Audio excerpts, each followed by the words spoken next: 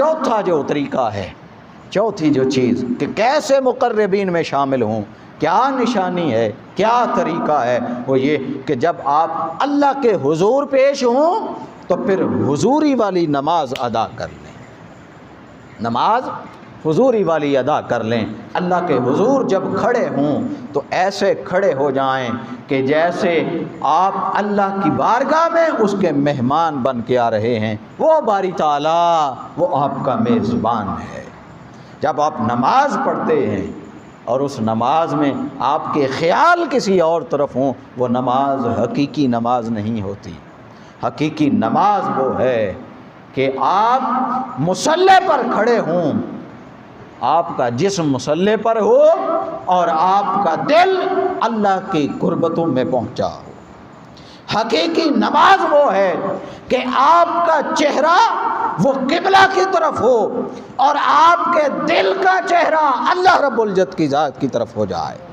حقیقی نماز وہ ہے کہ آپ کھڑے زمین پر مصلی پر ہوں، لیکن آپ کی گفتگو، آپ کا کلام عرش معلیٰ پر فرشتوں کو سنائی دیتا ہو۔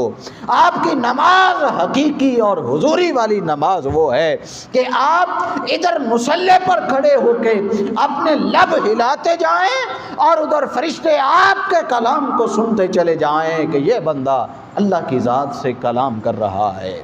آپ مصلی پر کھڑے ہو جائیں اور نماز کے الفاظ ادا کرتے ہوئے آپ محسوس کریں کہ یہ جو کلمات ہیں یہ میں اللہ سے گفتگو کر رہا ہوں۔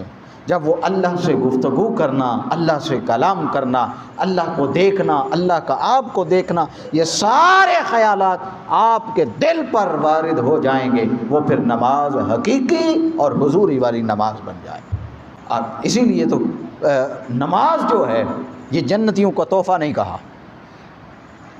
نمازیوں کو جنتی نہیں کہا، کہا کہ نماز مومن کی معراج ہے۔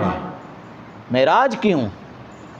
معراج اس لیے کہا کہ جنت ایک ایسی جگہ کا نام ہے کہ جو عرش سے نیچے ہے۔ کہاں؟ عرش سے نیچے۔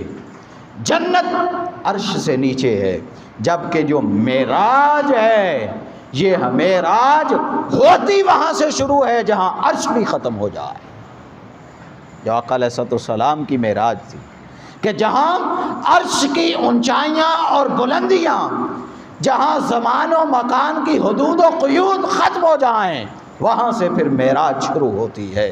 اسی لیے کہا کہ نماز مومن کی معراج ہے۔ بھائی یہ قید و بند کے لیے نہیں ہے، یہ غلامی نہیں ہے، یہ جنت کا لالچ اور دوزخ کے خوف سے نہیں ہے، بھائی یہ معراج کے لیے ہے کہ یہ نماز میں انسان خدا کو تکتا ہے، خدا انسان کو تکتا رہتا ہے، دونوں ایک دوسرے کو تکتے ہیں۔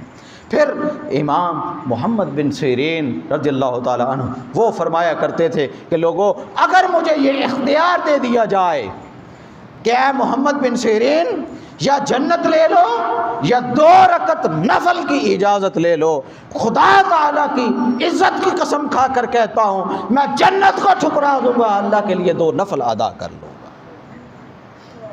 یہ نماز کی حضوری والی نماز، یہ نماز کی لذت ہے، یہ نماز سے محبت ہے کہ فرماتے ہیں کہ خدا کی عزت کی قسم اگر یہ 2 آپشن ملیں کہ یا جنت لے لو یا 2 نفل نماز ادا کر لو تو میں جنت کو ٹھکرا دوں گا، میں 2 نفل نماز ادا کر لوں گا۔ نماز تیرے دیدار کا ایک بہانہ بنی، تو پورا شعر ہے کہ ازاں ازل سے تیرے عشق کا ترانہ بنی، نماز تیرے دیدار کا فقط ایک بہانہ بنی۔ تو یہ نماز اللہ رب العزت کی ذات کے دیدار کا ایک بہانہ ہے، یہ اس کے دیدار کا ایک بہانہ ہے۔